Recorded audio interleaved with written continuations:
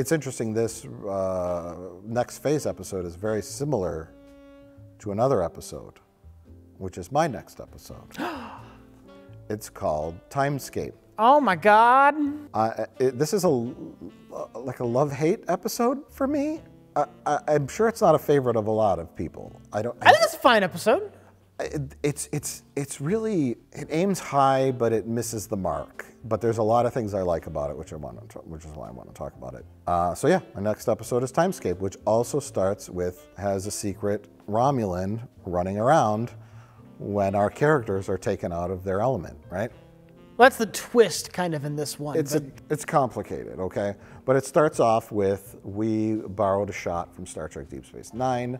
Look, it's a runabout. First time and only time we ever see a runabout in Star Trek The Next Generation. Is it?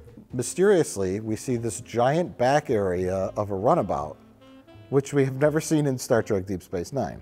You always see the cockpit, and they go in the back, and they never built a set. And I was always just like, this is weird.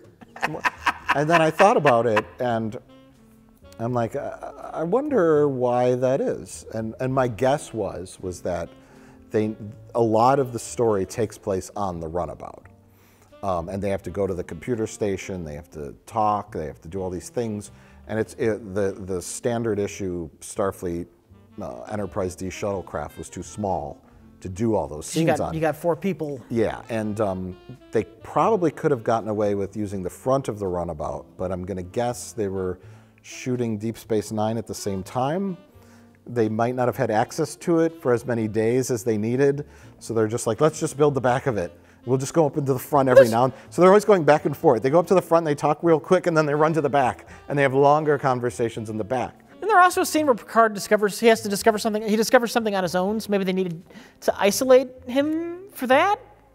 When he finds the fruit bowl? Yeah. Yeah. Yeah, right. The opening takes place on the Enterprise. And immediately, Worf is racist. We're picking up a distress call on long-range sensors. It is Romulan, sir. Because the Romulans ask for help. And he's like, the Romulans have a... They claim they have suffered a complete engine failure. Distress signal. You know, and he's like, and Riker's like, well, maybe it's a real distress signal. Let's go check it out. Could be a trick. To be fair, the Romulans are always up to shenanigans. You racist. You know what? From Worf's point of view, I do understand it because Worf's fucking family was slaughtered by Romulans. I get it. Worf does not like Romulans. He doesn't trust them. But in this particular instance, they aren't really up to no good. The Romulans in their ships use a artificial quantum singularity, aka a black hole, as their warp engine. They're like microscopic black holes, and they're just floating around in outer space, and these aliens use them to nest their young.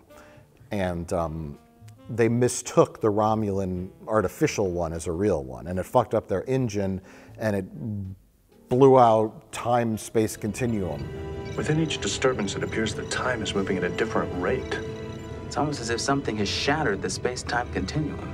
Which left this big bubble of, like, not frozen time, but very slowly moving time that the Enterprise is stuck in. And there's this, like, thing going on where there's a power transfer. And basically, Picard, Troy, Data, and Geordi have gone away on this conference. They realize the time freezes. Troy recognizes that everybody is frozen, right?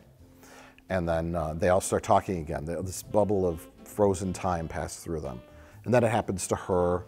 That's the end of the opening, is when everyone freezes and Troy's like, what? And then you get your credits. This episode was directed by Adam Nimoy. Oh. The son of Leonard Nimoy. I don't know anything about Adam Nimoy at all. Honestly, I've never heard of him before. And I should really research this, but I've always gotten this vibe that Patrick Stewart, Brent Spiner, that everyone was like fucking miserable while filming this. This one, it just looks like he's checked out, and it looks like Brent Spiner is checked out. There's no like, and I'm not blaming the director, I'm just saying like, that's just a note, is that What season is this? This is like 6, I think. Okay. Maybe they're just getting ready to check out in general. I think so, and I think that's part of one of the downers on this. And I went through all the acts, and I'm like, what is the end of this act? What is the end of is this getting better? Are the stakes rising? Is the tension rising? Is the story getting better as it goes on? And other than the initial concept, it's sort of like just kind of neat what's going on, but everybody is just sort of like cardboard cutouts of their characters. If this works, we may not have much time to prevent the power transfer. We'll have to decide precisely where to be and what to do the very instant that time begins to move backwards. So is this one that like was one of your top ones? Now you're rewatching it and thinking it over again? Kind of. There are a lot of things that I think are neat about it. It's not as fun as the next phase. And I brought it into this conversation because there is some criticism of it. Yeah, yeah. Because it's a cool episode, because big, cool things happen, but the way it's put together, both in the structure of the story and how the actors are directed, and the joy in it, the fun, the adventure of it is just like a flat line. And it has it had potential for a good wraparound with Data, because it opens with, and this is where my brain is, right? It's an episode about time, right? So they go to this conference, and the only indicator of time is that they're all talking about how dull the conference was. Troy's like, it was so fucking boring. Troy tells a story about how she was sexually harassed, and everybody laughs. I'm doing a thesis on interspecies mating rituals. Would you care to join me in some empirical research?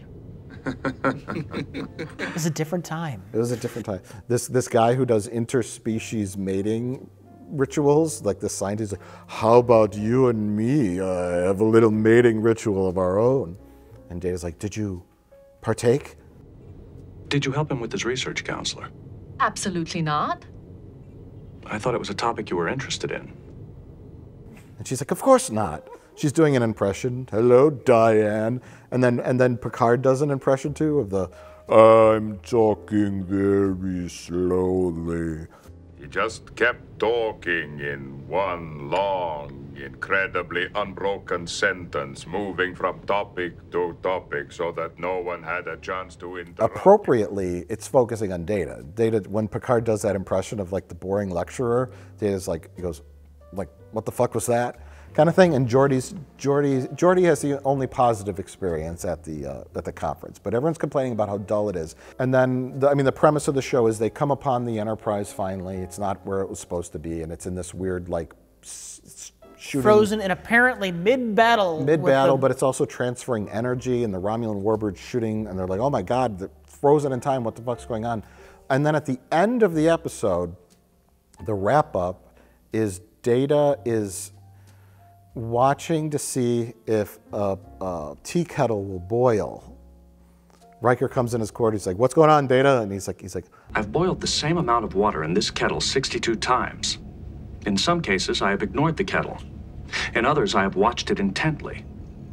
In every instance, the water reaches its boiling point in precisely 51.7 seconds. I'm testing a theory. A watched pot never boils, And he's like staring at it, and I'm like, this is so first season, Data. You know what I mean? Data would be like, nope, that's just a saying. I know, it's like looking for a needle in a haystack. Why should anyone wish to expend his time in such a search? Correction, Data. I should have said proverbial needle in a haystack. A human proverb. I've been around a while. I've had 6 seasons to learn this shit. I have 6 seasons to learn like human sayings. I think early on, O'Brien says, we're going to have to burn the midnight oil. We have to realign the entire power grid. We'll all be burning the midnight oil on this one. That would be inadvisable. And Data's like, I would advise against combusting liquids inside engineering. You're going to... That is actually all good things, but it's the section that takes place... Early on. Early on, yeah. Where it's young Data. Yeah. It's like season 1 Data, where he still doesn't quite get all those Metaphors. And so Data's literally sitting there waiting for the pot to boil. And I'm like, you are the most sophisticated android in the galaxy. You know that staring at a tea kettle will not make it boil slower. It's because they didn't know how to end the episode, so they just resorted to a goofy end credit gag. Yeah, but it's a sitcom ending. Yeah. But it should have been a Data story from the beginning, you know. Focused more on his relationship with time, but instead, yeah, whatever. So they go aboard the Enterprise and they discover all these horrible things are happening.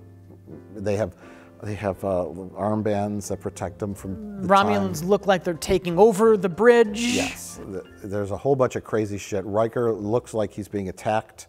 Dr. Crusher gets shot right in the belly with a Romulan phaser. That's a good wall moment there. Yeah, that is, that I believe. It's a disruptor, Mike. They're going to shit all over you if you don't get that right.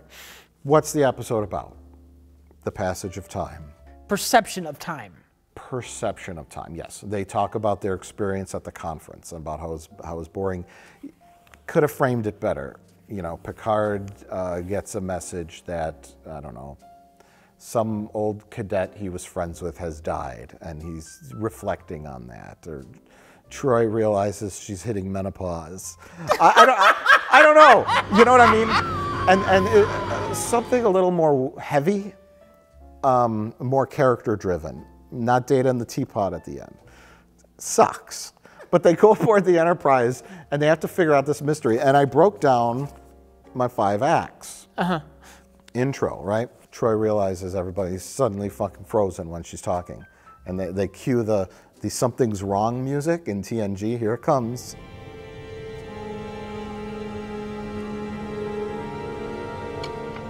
And then they start up again and, what? Opening credits. Counselor? Is there something wrong? I'm not sure. End of Act 1, they find the Enterprise frozen in battle. That's pretty cool. He got my interest. End of Act 2, Picard melts down. I thought that should have been the end. Remember, they discover the warp core mid-explosion. In the middle of fucking explosion, and he's just drawing a smiley face in the explosion. Yes, he cracks. He has basically like, what do they call it when you come up from diving? The bends. The bends, yeah. He goes crazy, and he melts down, and I thought that would have been a good break for the commercial, but... Try to the fort! No! Get us out of here now!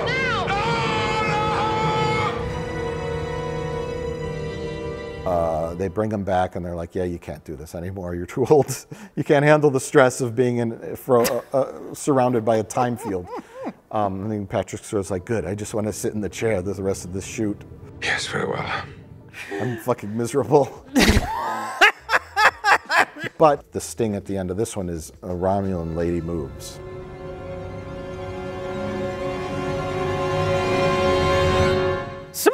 Similar to the next phase. I know. Where the Romulan in the foreground, we discover, oh, he's phase 2 at the end of that, yeah.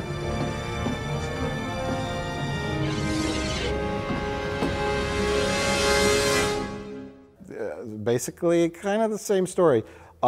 Then the end of Act 3, the big thing is the Enterprise blows up. Remember? Yeah. Time starts moving in regular motion again, and the Enterprise blows up, and Picard sees it, and he's like, ah! Commercial. Nope. They keep it another 60 seconds to show that time then goes back. The Enterprise unblows up, and everything goes back to where it was. Then they cut to commercial.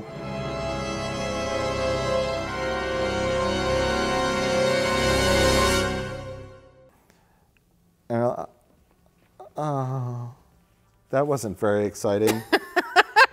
Then the next thing is these aren't Romulans. They are the parents of the aliens in the quantum singularity Who can nest. apparently take over Romulan bodies? They posed as Romulan. I think they took over the bodies. Okay. I took this vessel. I think one of them said something like, I took this vessel. Basically, they capture one of them, and they're like, what are you doing? You're not a Romulan. And He just explains the plot. It's an exposition dump. We use the singularities as our nest, and we were trying to stop the power transfer because it would kill all of our babies. And they're like, okay, that makes sense.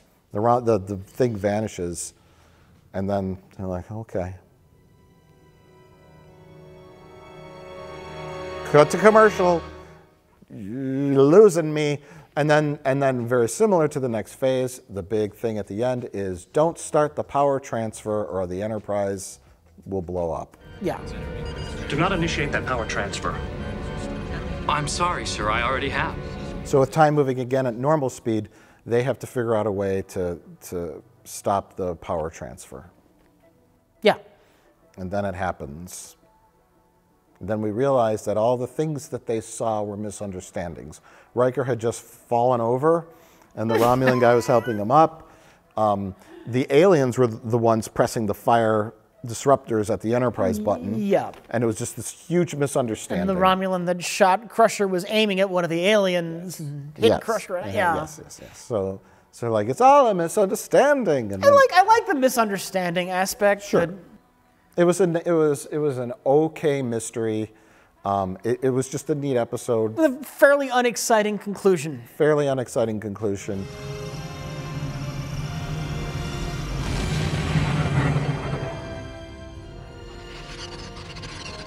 Fairly unexciting acts.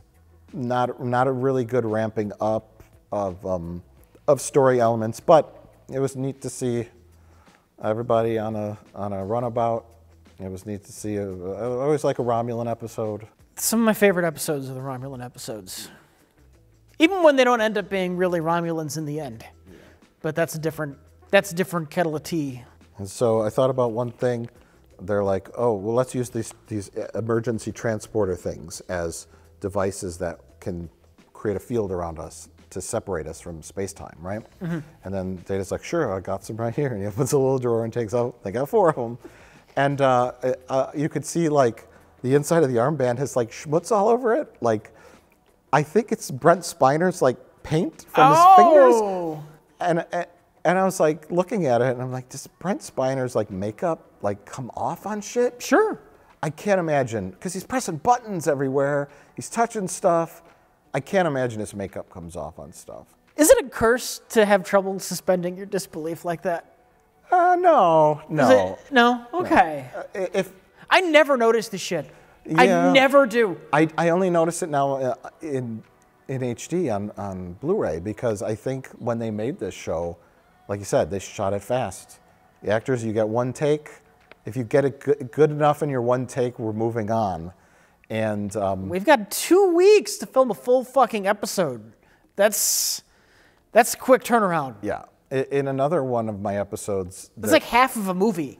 Yeah. If the lighting isn't great, there's so many screws in the black plexiglass, like, and if the light hits those screws just right, you could see all of them. And then there's a lot of times too where they have like the low angle shot of whoever at the con or the navigational consoles in the front of the bridge, and they're kind of like wobbling just a little bit. And I'm like,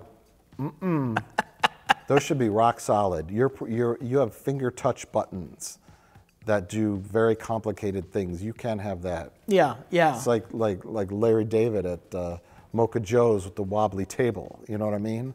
It's like you can't be touching a very sensitive instrument panel and have it be wobbling. And I just noticed stuff like that. And you know, when they made this show, they're shooting 26 episodes a season that are an hour long. They're just like, move on. Crank it out. No one's going to notice that on their tiny little TV in their living room. No one's going to notice those screws. But someday, some asshole will. But it's really the stories. Yeah. And I like seeing mistakes and errors in TV shows now, because everything's so perfectly done now, you know. Well, now you do like 8-episode seasons. It's a very, very different landscape right now. You're not going to see boom shadows in Star Trek Discovery. You know, You're not going to see quality entertainment either. No, but they could paint that shit out in posts. They can remove this or that. They can, you know, fix everything. Like this was but love it. You've got like 2 months to film a fucking episode though for Discovery. Anyway, so that's Timescape. It's a neat episode. Okay. I put it as a neat episode. There are better ones, but I just wanted to talk about it because it's one of those episodes that I really want to love, but the story isn't very compelling. Correct, sir. And they didn't do enough character stuff in it. It is a fun concept, though. It's a fun concept. There's some neat visuals. It's a good little adventure that they go on, but it's severely lacking heart and really good character arcs. And you need Picard. Picard is just a blank slate in it. Basically, it's inferior to my pick, The Next Phase, in every single conceivable way. Next Phase is one of my favorites too, but I wanted to talk that about that was one we had that overlapped. Yeah. And I think Timescape was your last-minute substitution. Perhaps. So you could get up to 5. Maybe. We'll never know. What do you got next, though, Rich? What do you got next? He just kept talking in one long, incredibly unbroken sentence, moving from topic to topic so that no one had a chance to interrupt. It was really quite hypnotic.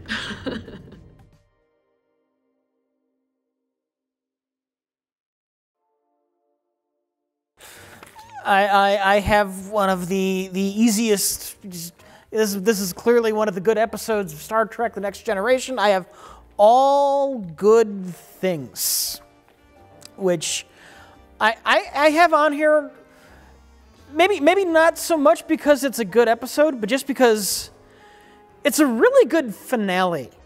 Yes. Yes. They really ended Star Trek: The Next Generation right. They knew exactly what to do. It's not the most compelling, amazing two-parter. It's a goodbye. It's a 2-hour-long goodbye rather than a. Yeah. It's. I mean, you think of like season finales that have been done wrong. It's like it's the last one. Oh, we just kill everybody. Heroic sacrifices left and right, or you do like a Seinfeld and you just don't know what to do at all, so you just shit the bed. They go to jail. Well, it's not even really about the threat.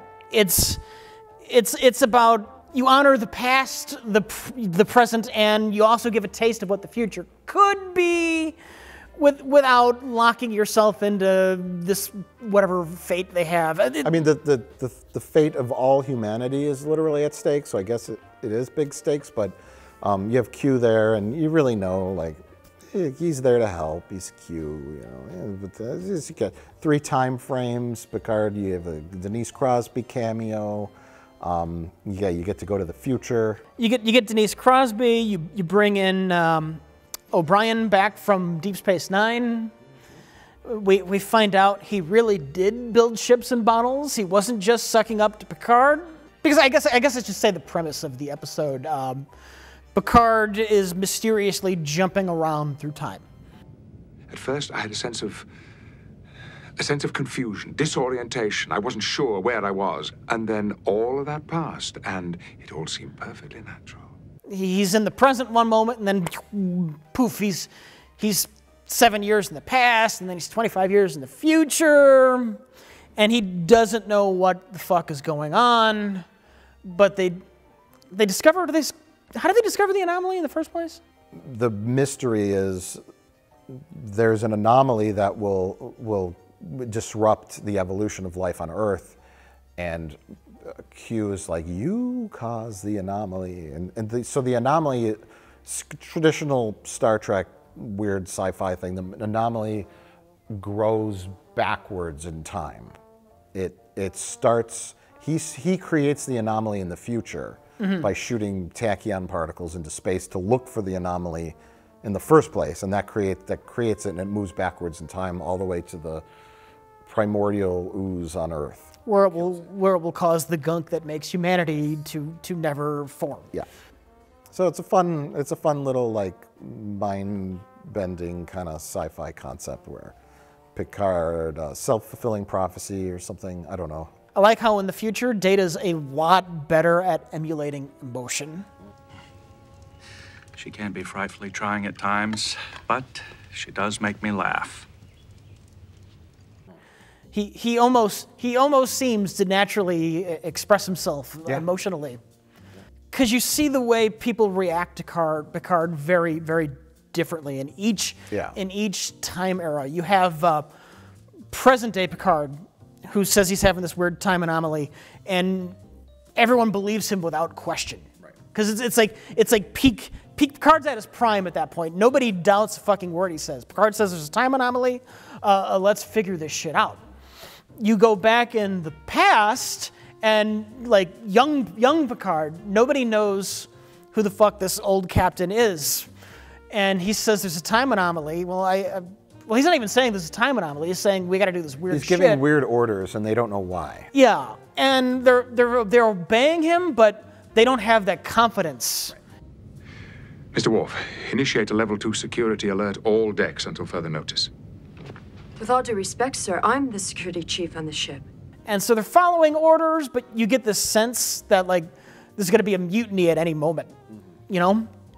And I think it's very telling that they left Crusher out. They didn't pick Crusher up at Farscape Station yet because she is the only one at that point who would have trusted Picard. So you get young Picard and people are less certain about him. And then you get old Picard and people are just humoring him at that point. Can I just... Yeah, go ahead. Jump in as much as you want. I just want to jump in because I'm not going to make you re-say all that. I know you really love the show Farscape, but it's Farpoint. You know what? What I'm going to do right now is say the word Farpoint, and I'm just going to put it right over that. Are you going to go back and edit it in the past? Yeah. So say it. Go ahead. Farpoint. One more time. Farpoint.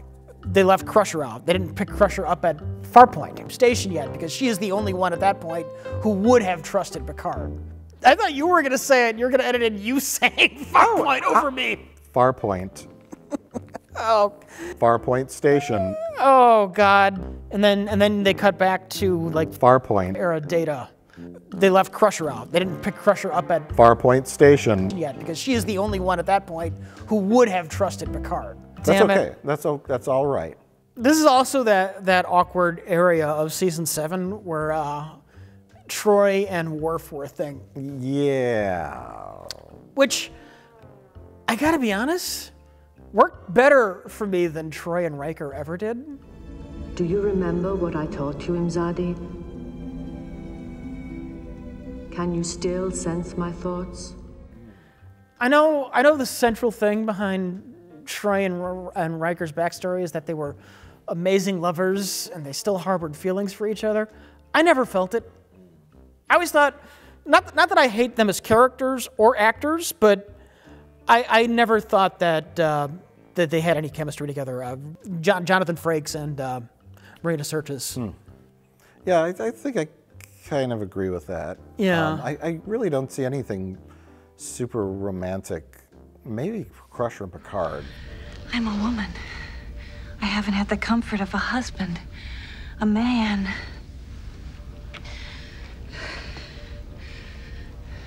Not now, Doctor. But Worf and Troy, I got the Jadzia Dax and Worf stuff a little better. Worf and Troy never made sense to me. And that love affair sprung from the worst episode, in my opinion, of Star Trek, was the Parallels episode, where they were lovers in a different timeline. And Troy's like, "Oh, we were? Tell me all about that." I have not had dinner. Would you care to join me? I'd love to. You know what? I'll disagree with you. That Parallels is a fine episode. You know what? It takes all the juice out of yesterday's Enterprise. There's 7,000 multiple universes, Rich. So did fucking Unification. Who cares about that? Yesterday's Enterprise. They changed history, Rich.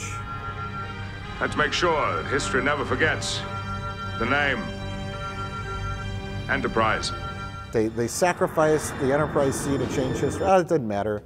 There's 10,000 other Enterprise Cs in different timelines. Who cares? Fuck that episode. Exactly.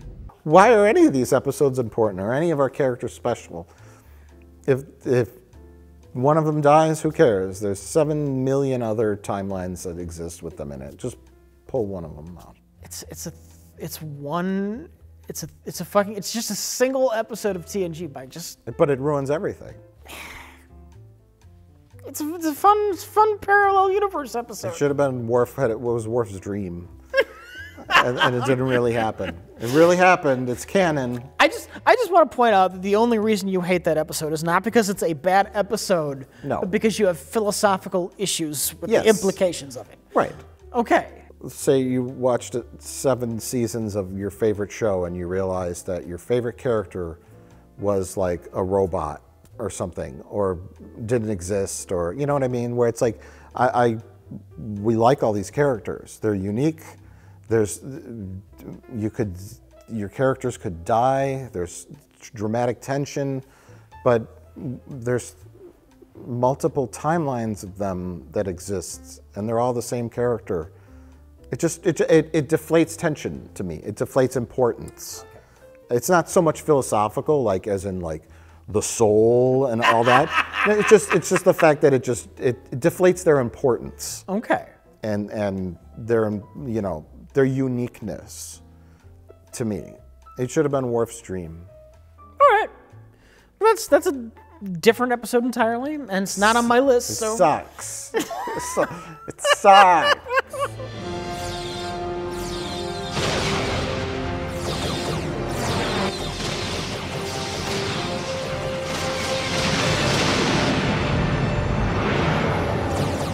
Anyways, all good things. I agree. Great episode, 2-parter. As opposed to like if it occurred as a 2-parter like 3 seasons ago, Picard's traveling through time. Oh no, it works specifically as a series capper. Yes, it played to all the right cards, to all the right audience needs, you know. And the actual ending is absolutely perfect.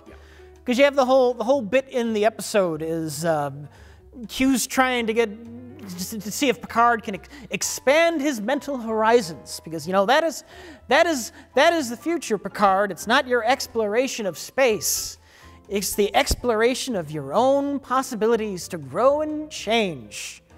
And at the end of the episode, Picard, he does make that extra personal leap when he expands his own, I'm going to keep to myself boundaries, and he joins Riker's poker game for the first time.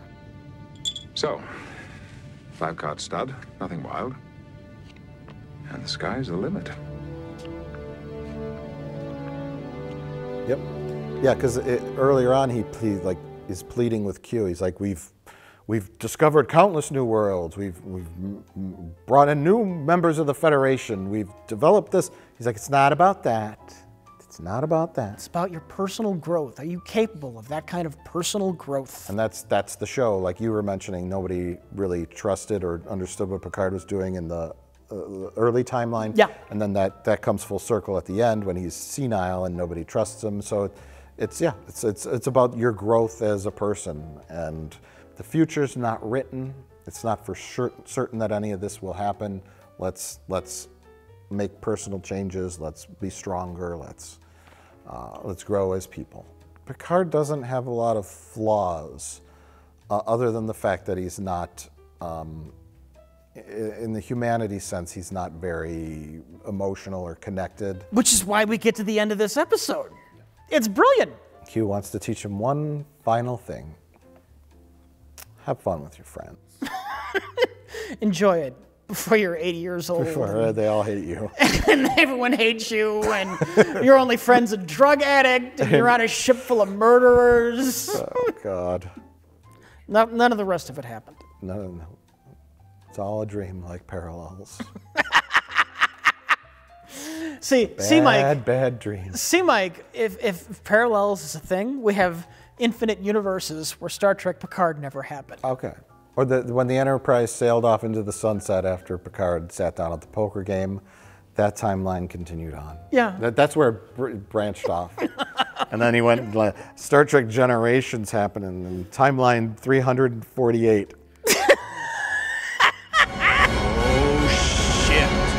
Now, all that shit happened to those movies, those crappy movies. So what's next, Rich?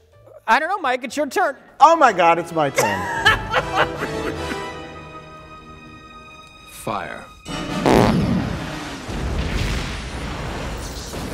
I know it's difficult operating in the dark, but right now I don't think I have any other choice.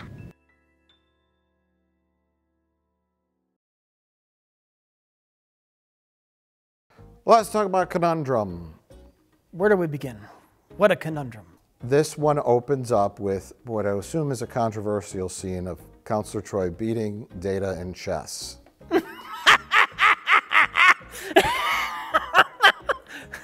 Because the real title for the episode should be Intuition, not Conundrum, because that is the stage setting scene.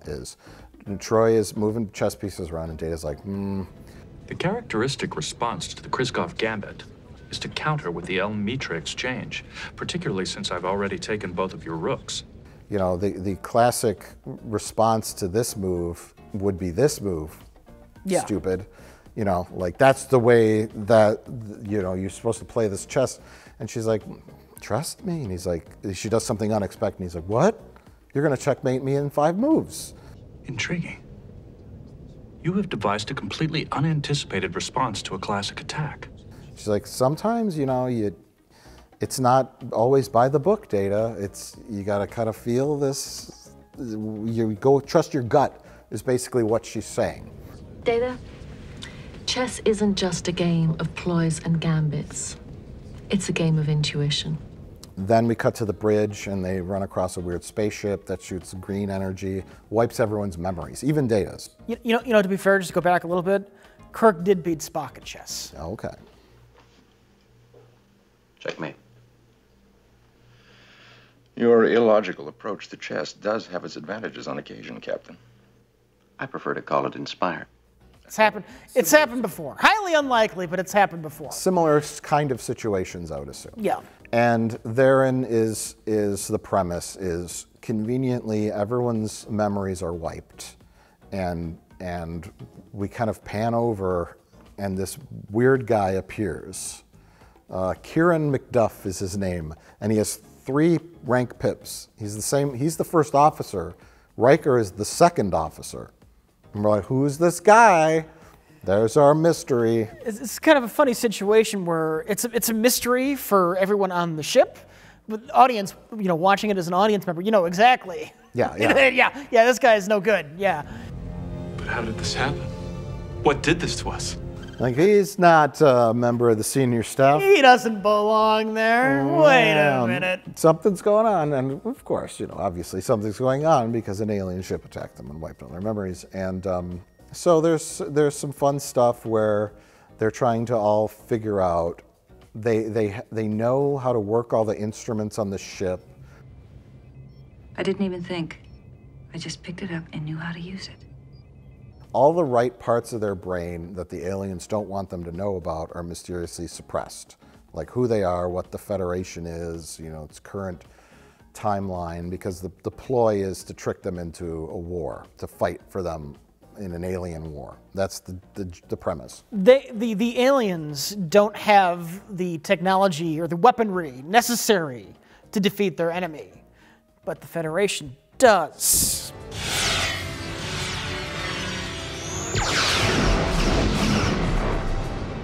So they cleverly use their brain-wiping technology to use the Enterprise as a tool. Right. Riker and Ro are fighting in the turbolift. They're arguing about something, and then once they get their memories wiped, they fall in love and have sex. And Worf mistakenly believes he's the captain. That's the fun stuff in this episode. Yes, it's Worf. Worf's like, I'm more decorated. I must be the captain. And he takes over, and it's like an irony because Picard is the one who's making like the command decisions. Look, it seems to me that determining leadership is not crucial right now. We need to find out who we are. As soon as the ship is operational, we must make it combat ready. Well, I would recommend that before we prepare for combat, we try to access the ship's logs, find out who we are, what our purpose here might be. Well, I disagree. We should run a complete diagnostic on all command systems. And but he's sitting in like the ensign's chair, and he's like, actually, I think our proper course of action should be this. And Worf's it's Picard making the suggestion of, well, maybe we should open up diplomatic channels. Yes. And Worf is going like, no, we're going to blow them up. We got to be ready for battle first. And Picard's like, well, why don't we, before that, why don't we find out more information about who we are, what our mission is? And forget information. We've got to test the phaser array. The phasers are operational. We now have full tactical control. Can I say as much as I love TNG, I like Worf more on Deep Space Nine.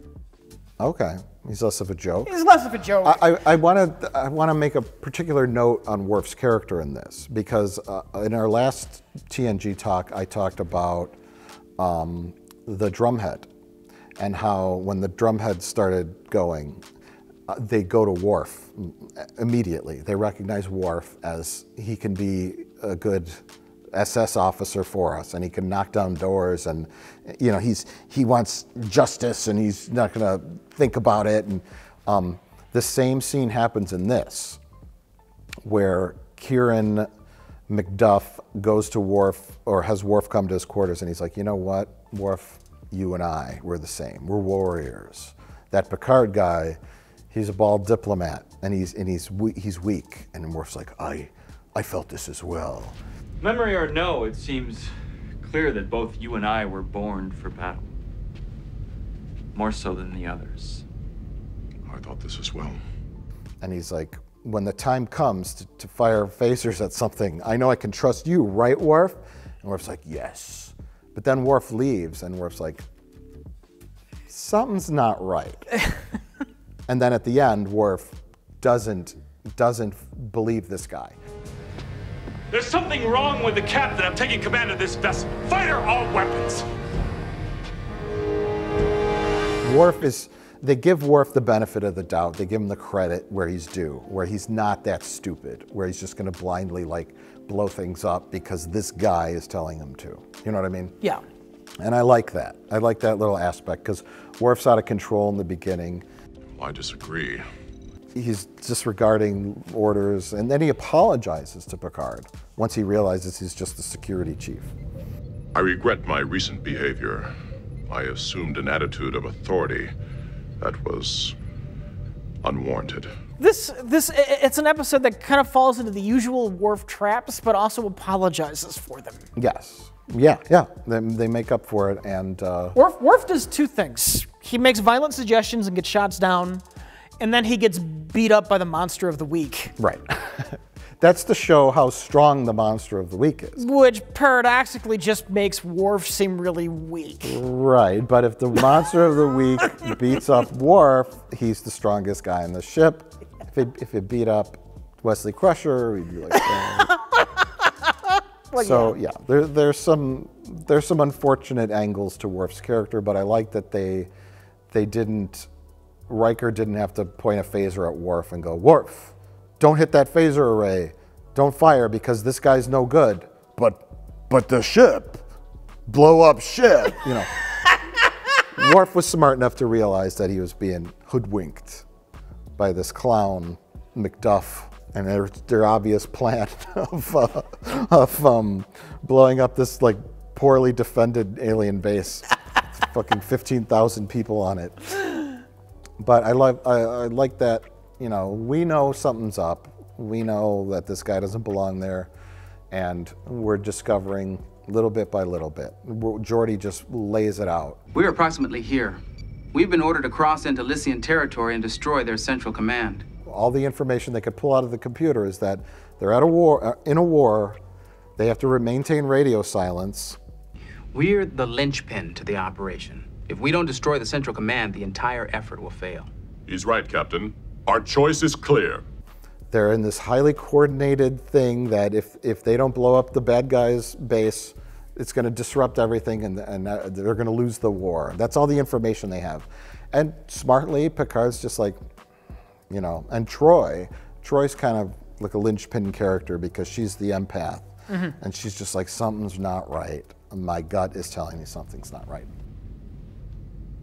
Nothing feels right. This room, this ship,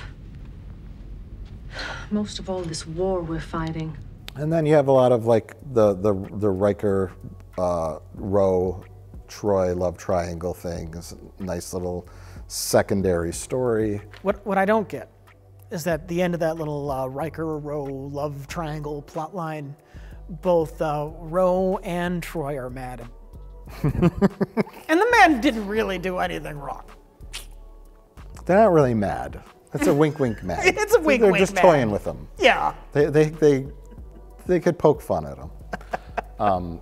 But yeah, this one kind of reminds me of Disaster, another one of my this is a pick up the pieces episode. Okay. Because I mean, you got very briefly, you have a situation where nobody knows what's going on and something has happened. Like everybody on the bridge is like, what? You've got Crusher and that girl who injured her shoulder in sickbay. 10-4, Data and Troy. Troy doesn't know what's going on. She's kind of taking charge, but Data's behind the bar. The bartender is an artificial life form. Can I get you something? A beverage? Because she had made a bet with him to make her a Sumerian sunrise or whatever it was. One Sumerian sunset, made in the traditional style. But then over time, everybody kind of learns what's going on, and then the moral question comes up. There's that Picard gives a pretty good speech. I feel as though I've been handed a weapon, sent into a room, and told to shoot a stranger. Well, I need some moral context to justify that action. About like getting more information, and he's like, it's like if someone handed me a weapon and told me to walk into a room and shoot someone I didn't know. And then the guy, Kieran, is just like, well, if you don't act, you're going to kill a lot of people. And then it's like Picard's just like, is it right to risk prolonging this war? To allow the needless deaths of thousands on both sides, solely on the basis of our moral discomfort? No, Picard's smarter than that. I think he knew what was going on. Pretty cool, exciting action stuff. I like when they meet that first ship and they just blow it up. It's interesting that they did actually blow that ship up, too. Yeah. That's on their conscience forever. 47 people or something on that ship. I'd love to have seen the diplomatic fallout from this incident. That's one thing that's lacking from this episode. I've conveyed our deepest regrets to the Lycians over the tragedy of their lost ship and crew. It's like, what the fuck does the Federation tell these people? Well, they mention it at the end. They say, you know, our deepest apologies to the Lycian government about the loss, you know, the tragic incident, they call it. But they've been at war with this race forever, so they're like, okay, those guys did it to you. We understand. They're a bunch of assholes. But then they have that little fleet of unmanned probe ships that are like flying, and they're like, they have no shields and they have lasers, and you're like, The pods are equipped with fusion-generated pulse lasers and minimal shielding. Not much power there.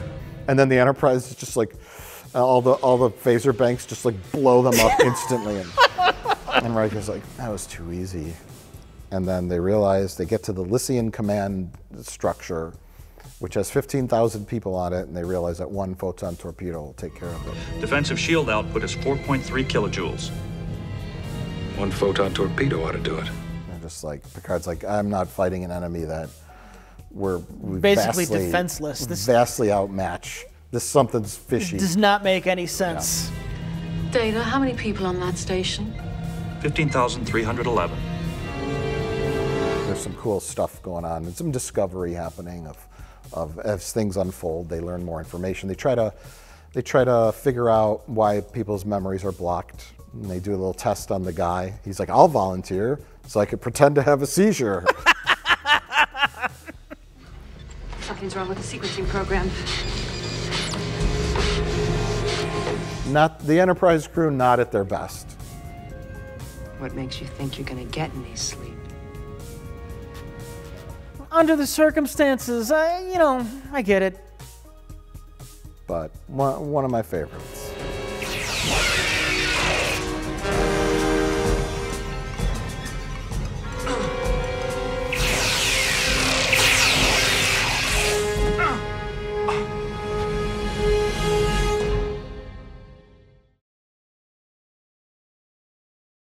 What do you got, Rich?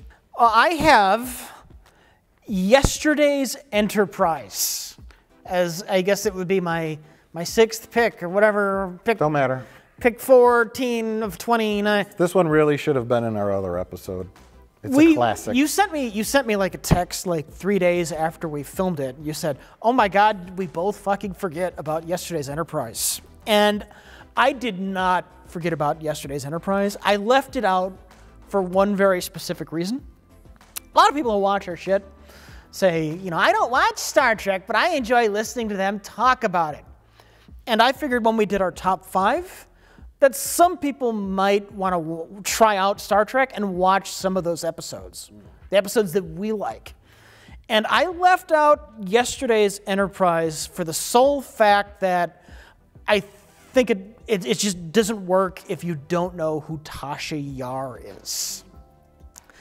Knowing who Tasha Yar is and what happened to Tasha Yar is very important for how you enjoy yesterday's Enterprise, because it's basically an apology to how they killed Tasha Yar in season 1.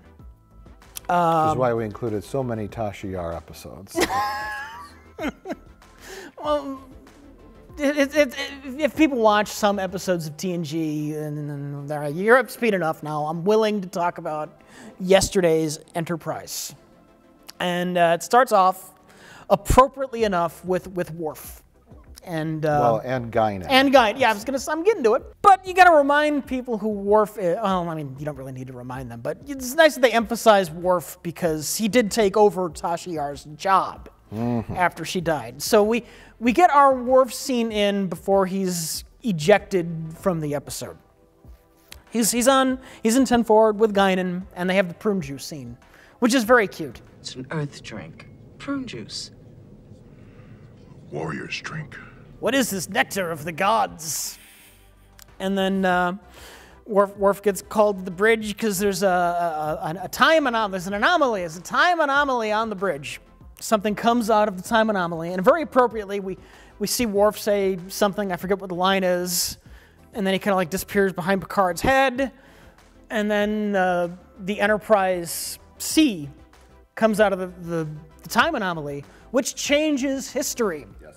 And then, as if by magic, Worf is replaced with Tasha Yar.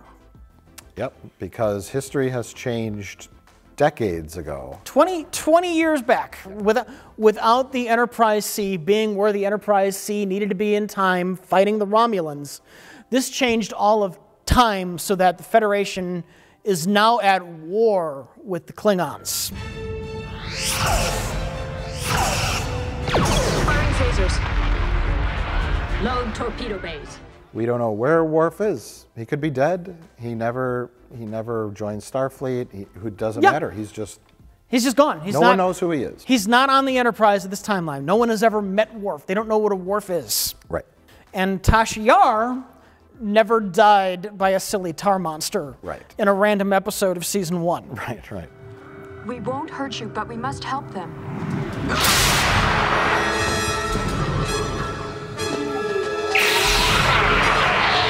And we see all these little subtle differences that things are different now. The lighting changes magically on the bridge. Not so subtle differences. Not so subtle differences. Everyone is wearing their goofy war belts. Yes, yes. Their war sashes. Guinan's dress changes. Yeah, it's how it would be for after years of war. You know, it's just a warship, and everyone's just doing their job. You don't see civilians on the Enterprise because now the Enterprise, by necessity, is dedicated to war. Picard even mentions that. Yeah. He's like, there've never been children on the Enterprise. What are you talking about? Families. There should be children on the ship. What? Children on the Enterprise? But Guinan, who is special, at this point in TNG, there were like hints that there was something mystical about Guinan. She had weird connections to the Q, and so there was something more than, actually she wasn't human to begin with. It was something supernatural almost about Guinan, and she is able to recognize that time has changed, even though she doesn't know exactly what changed. Yes, so she knows something's wrong. She has extrasensory perception. Yeah. Basically. How did Guinan end up on a warship? Did in this alternate Klingon war timeline, did Picard still have a Mark Twain adventure with Guinan in the past? How did that even happen when the Federation is about to lose this war with the Klingons? It's true. If you want to nitpick, this Picard should never even have met Guinan. That's time travel nonsense. Time travel nonsense. All right. So we have this Enterprise C, which has the beautiful Star Trek movie uniforms, and they're badly wounded and damaged, and Guinan wants Picard to send this ship that is doomed if it goes back in time, and she wants Picard to send it back in time. That's the moral quandary. That's the moral quandary of the story. Right. Guinan she feels it. She knows it in her heart that this ship needs to be sent back in time so that the timeline can be fixed and the war will be over and everything will be hunky-dory. And it's a real dilemma for Picard to do this because it's basically a death sentence for the Enterprise C, which, by the way, the Enterprise C, one of my favorite Federation ships. Yeah, it's a neat ship. Design-wise, they like hit that sweet spot. It's right in the middle between the design of the Enterprise D and the design of the Enterprise A. Right in the middle. I love it. And of course, mixed up in this dilemma is Tasha Yar. Guinan kind of knows, and we, the audience, know that she, if this ship goes back in time, she will just be dead. Because she's killed by a random tar monster. Yeah, Guinan says you're supposed to be dead. We're not supposed to have ever met each other. Mm-hmm. She knows something's weird with Tasha. But basically, all said and done, this episode feels like an apology to the way they killed Tasha Yar. Guinan says I died a senseless death in the other timeline. I didn't like the sound of that, Captain. I've always known the risks that come with a Starfleet uniform. If I'm to die in one, I'd like my death to count for something. Because her death was stupid. Stupid as fuck. It was a situation, I don't know, do you know what the behind the scenes issue was with Denise Crosby? I know she wanted out of the show. She wanted out of the show? Yeah. Was she wanted, like, I think I heard she wanted more screen time. Oh, maybe. And she was upset she wasn't getting it? Either way, it wasn't the show that kicked her off. It was her. I think I don't know if her ego or she wanted to go do movies or she thought she could do better than just being a background character. But it's like, don't bite the hand that feeds you. Mistake in hindsight. Yeah, it's not the Kess 7 of 9 situation, which is just total bullshit. But she was on the main cast in season 1. Tasha, Denise Crosby. Yeah. Maybe it wasn't good enough for Denise Crosby. It wasn't good enough for Denise Crosby. She had bad agents who told her, this show's going to stink. It's going to flop after the first season, you know. People were telling that to Patrick Stewart. Don't go do sci-fi TV. That's a bad, you are an accomplished actor. You should be doing better shows. This is shit. It's going to get canceled after season 1. They were telling Patrick Stewart that. They were probably telling her that around season 1. This is junk, you know. So it might not be her fault. I don't know the backstory. In any case, her actual death on the show was really just pathetic. Yeah. It was not a heroic death. It wasn't overly dramatic. It was realistic. Yeah. The red shirts get killed all the time. And it just happened to her. I actually don't mind Tasha Yar's death. I'm glad it wasn't some big act of heroism. I just think the show is better with Worf in her position anyway. Well, yeah. I'm not complaining that she left the show. Right. I'm just saying this is the writer's opportunity. Just let's give her a kind of a more dramatic send-off, because the captain of the Enterprise C gets killed once Klingons show up and start shooting at it. Yeah.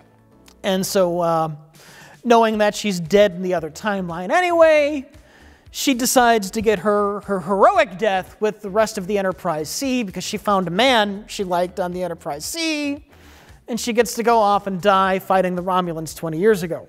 She really trusts Guinan's intuition. Except she doesn't die 20 years ago fighting the Romulans. But that doesn't happen in this episode. Doesn't happen in this It's a episode, solid but just that character, Tasha Yar, never got a fucking break.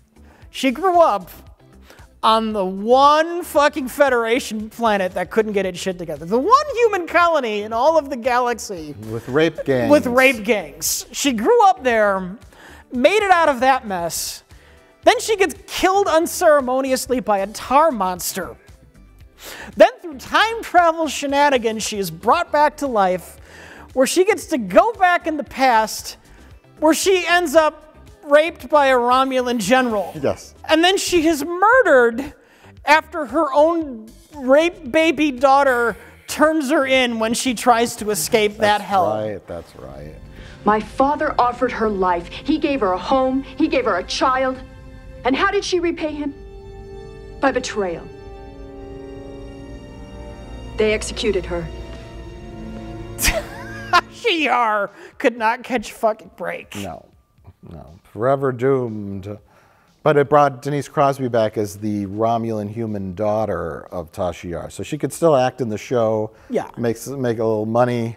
But they could have brought Tasha Yar back, and just said, she survived and she's bitter and broken. She's 20 years older. Give her a little bit of makeup. They can do that shit.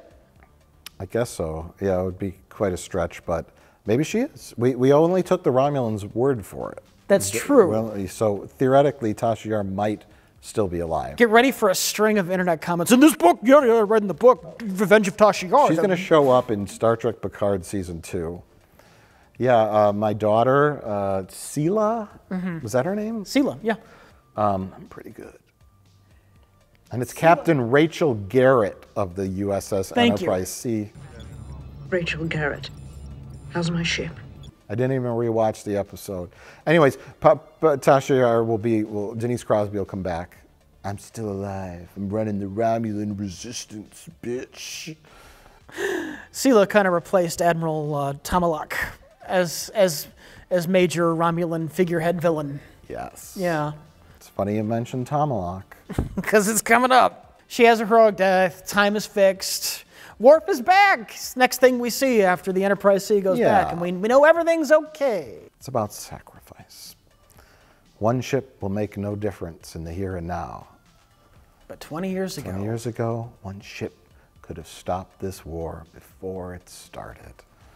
So it's a cool episode. And it feels like a feature film or a two-parter done in one episode, amazingly. It feels epic. And it's really great. And yeah, we don't want to talk about it too much. Similar to the mirror universe, like alternate timeline stuff. That's always fun for whatever reason. Jordy, tell me about Tasha Yar.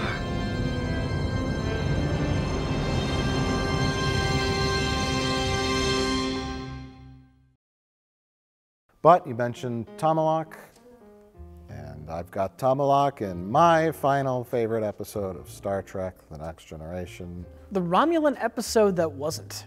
The Romulan episode that wasn't, yes. Future Imperfect, a Commander Riker episode, and a decent Commander Riker episode. Not one of my favorite characters, but Future Imperfect starts off perfectly with Riker celebrating his birthday. A passage of time, a momentous day. Data asks Picard, why do humans celebrate a day they don't remember? Picard's like, shut up. I like the card comes out of the ready room and he's like, Mr. Data, are you ready to go to Commander Riker's party? Mr. Data, we must hurry or we must Commander Riker's party. He sounds so like awkward. like they're 7-year-olds. Yeah, Captain Picard should never say birthday party.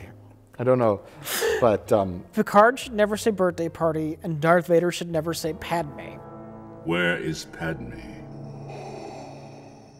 Is she safe? These things both happened. Right. Yes. But Riker is in 10-4 and he's playing his trombone badly. He's got a cake. He's surrounded by friends, people that care about him, which is the story, the crux of the story of loneliness. The alien on the planet. So perfectly, it's the stage is set. Riker celebrating an important date. Passage of time is an important theme to Riker's birthday, and being surrounded by real people that love and care about you. And that's the beginning. They discover something's going on a planet. I don't even remember. I think they saw like an energy anomaly or something. I don't remember. I remember some gas shoots up into the camera. Immediately, like methane starts coming up. Riker passes out, and he wakes up in the future, for what we know is the future. And watching an episodic television show, we know it's not really the future. They're not going to jump 16 years in the future, and the rest of the show is going to, it's either a dream or some kind of illusion, right? I think you underestimate how many dumb people are out there, but yeah.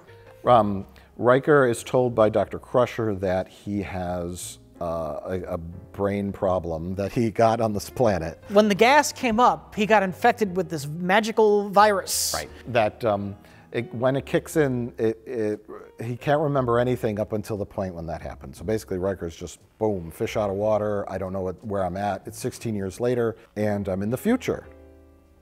Not really the future, but to him it is. Yeah. Because he jumped forward in time. He Rip Van Winkled it. He Rip Van Winkled in a way. It. He was in a coma for a couple days, and everyone was concerned, but he woke up. And so now we get to see the Enterprise 16 years in the future. Riker's the captain. Their comm badges are different. They have their rank on the comm badges, which I never noticed. It's got like the stripes through them. Yeah, it's like the 3 or 4 ranks on the badge itself, and nothing's on the collar. And so a lot of it's Riker going around kind of discovering what has changed. And there's telltale signs that something's amiss. Mainly the computer lag. When Riker asks it a question, you know, who's ever running this show behind the scenes can't think of an answer fast enough. So like, burp, burp, burp, the computer's making problems, making noises. But yeah, it's really like just a slow build of Riker. Specifically when Riker wanted to go to a different deck than anticipated. Deck 8. Belay that order. We should begin the associational therapy in your quarters. Main bridge. Repeat command. I said main bridge.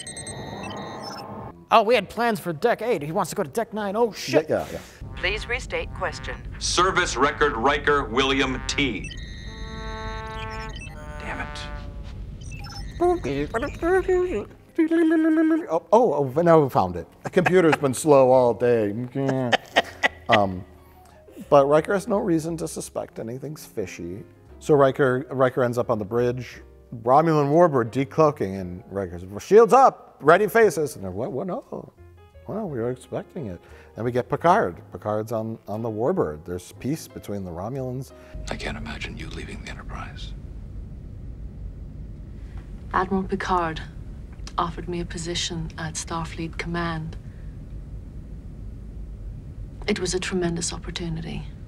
But she's Picard's diplomatic assistant, and I love Picard's look.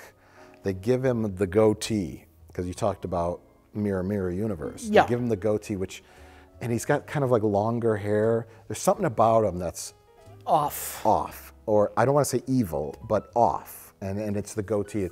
It looks wrong, and you're like, okay. And yeah, Tomalak comes on board. Riker's suspicious. I love that shot where Data's walking, I think he's walking Tomalak. Let me tell you all about our defenses. Over here, and Riker's just like... These newly refined sensors are capable of pinpointing power emissions of a cloaked warbird even at warp. Yeah, so the Romulans are there, Riker's suspicious. He's not sure about what's going on. and he thinks he shouldn't trust the Romulans, of course. It's Tom Locke, he's a bad guy. It's set up like a classic Romulan scheme, the whole episode. Right. One of the best parts is finally Riker gets around to saying, can I see pictures of your mother who's dead? He's saying this to his son. He gets blindsided with the fact that he has a son. He sees his wife, and it's Minuet. Display family record. Riker, Mrs. William T.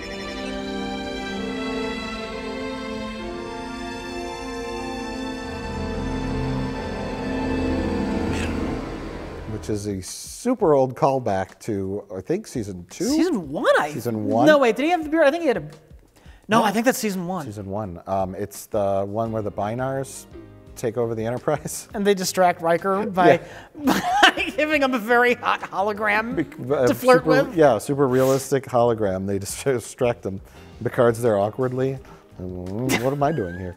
And Riker falls madly in love with Minuet. And he's like, wait a minute.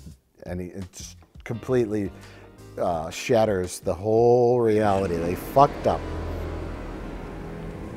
Minuet. Mom was beautiful, wasn't she? Yes. I do love the scene on the bridge when he just starts calling it out. Yeah, yeah. Oh, he goes up and he's mad as hell. Worf? Where did you get that scar? In combat. What battle? When? Worf, where did you get that scar? In battle. No, Worf, I know exactly where he got that scar and went in. And then, he yells at Data. He starts questioning Data's ability to process information. Then Picard comes on and he goes, shut up. It's an epic scene. It's a famous scene. Captain, perhaps it would be best if we discuss this. Shut up! I beg your pardon. I said shut up! As in close your mouth and stop talking. Because Riker, he doesn't play it like coy, like, okay, I'm being tricked. So yeah. He just gets mad. Mad. And I don't blame him. You know, they fucked with his whole life. They fucked with his head. Yeah. A real person going through some of the shit that people do in Star Trek The Next Generation with like fake realities and holodecks, and you would have like PTSD. You'd be like paranoid that, am I in a holodeck? And you'd end up in a straitjacket, right?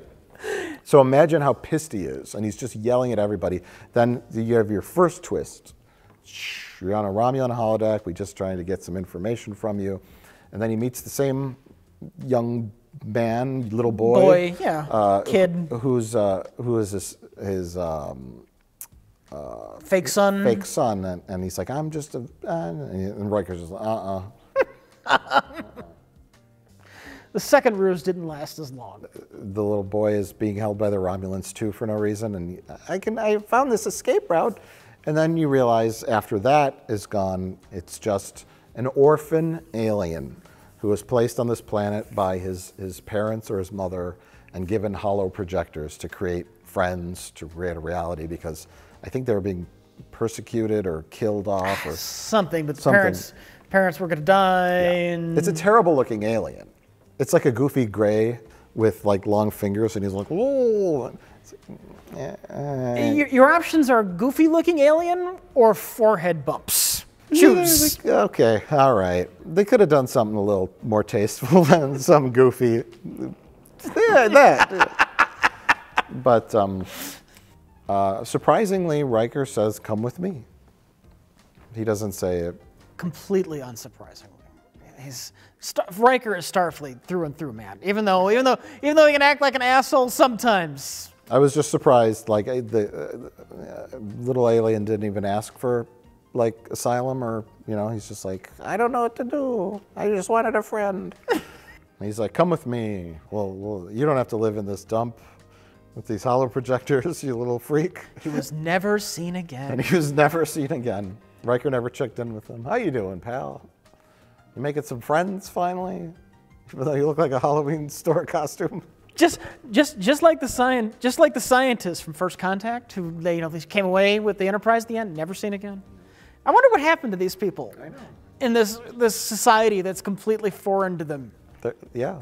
Is there an adopt a random alien program? They went to a starbase and they got re-educated. I don't know.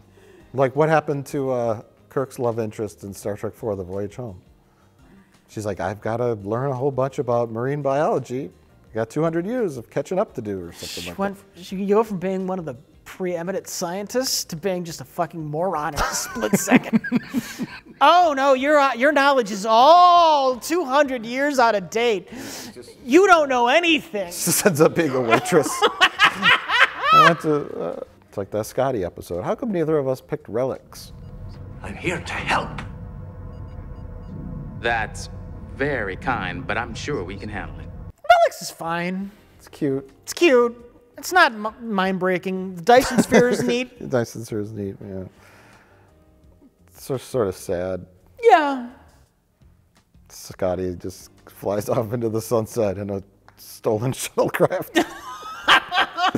It wasn't stolen. I know it wasn't stolen. I know they gave it to him. Anyways, Future Imperfect.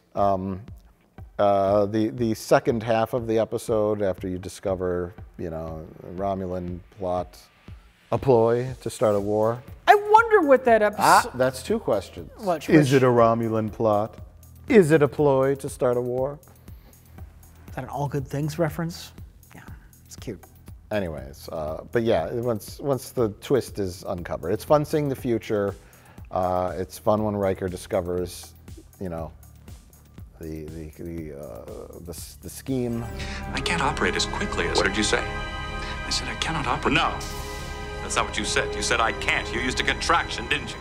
I wonder why the double twist. Part of me wonders if they wrote it as a Romulan ploy, but then just like the episode wasn't long enough. Jeez, we got 15 more minutes to fill. I don't know. No, because that would have had a completely different outcome. Or if it was just too cliched. Another Romulan plot? Are we gonna do another Romulan plot again? No, I think it was probably written as is, just because of the way it was like framed from the beginning, and the ending would have been totally different. Riker's been kidnapped by Romulans. Like, that's like a fucking act of war. They got to get involved. They got to get him back. Did he divulge secrets? All this nonsense. Do you remember the when kid was the kid? By kid, I mean the little alien in the Halloween costume had to think on his feet. Yeah. He knew Romulans, and that was the second slip up. The first slip up was using Minuet. The second was he calls Tomalak Ambassador Tomalak. And he's like, Riker's like, wait a minute, not again. You know, this is bullshit. Do you know whose voice activates it? Only Ambassador Tomalak. Who? Tomalak. Ambassador Tomalak? Yeah, and I love kind of when Riker's pissed. He's still pissed when he realizes the Romulan like holodeck, you know? And he's like, we thought we covered all of our bases. These are the Romulans talking. And he's like, you fucked up. Minuet. What? We scanned your brain and we discovered you really loved this woman. That you had passionate sexual intercourse with her. And, you're wrong, Tomalak. She was just a hologram. And they're just like... Minuet was nothing more than a computer-generated fantasy I once experienced on another holodeck. Impossible. How embarrassing. Like, we didn't realize the depths of human perversion. You just admitted that? Just admitted that. She was fake. Bad move. She was created of light and force fields, and I f***ed her on the holodeck, and I fell in love with her. And, all the Romulans in the background are just like looking at each other like, how fucking embarrassing. I'd hate to have holodeck cleanup duty. Yeah. That's some disgusting shit. Somebody had to clean up after Riker. He leaves the holodeck and someone goes in with a mop. Do you remember when Famke Janssen was on Star Trek? You turn the holographs off and it all just splats on the ground afterwards. Do you remember when Famke Janssen was on, AKA Jean Grey from the X-Men movies? Oh, yeah. And she was like the prize to the alien diplomat. She was like a trophy, and her special alien power was to like be in love, to be alluring to personality would change personality would to be the change, perfect lover to whatever man she was closest Exactly. So when she meets like Worf, she's like, let's drink Klingon blood wine and bite each other. And Worf's like, argh. And so any man that encountered her would become like intensely attracted to her. So Picard, with her and Picard, she was like, you know, intellectual and talked about books. Riker, she was a little more sexual, and they couldn't have sex, you know, because she was someone else's property. And they got all hot and bothered, and Riker's just like, he's like, if you need me, I'll be on holodeck 2 for the next hour, and he storms off. And it's like, We'll try to make you as comfortable as possible.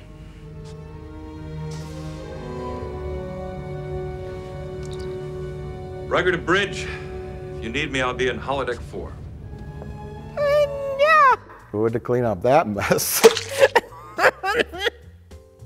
But I don't think he could. I don't think he checked in on Minuet. I think after the Binars left, Minuet was just like a blank-faced hologram. They put something special in the code that made her super realistic. So I don't think she was an ongoing love affair with Commander Riker. It was just a brief moment in time. But yeah, Commander Riker was a pervert.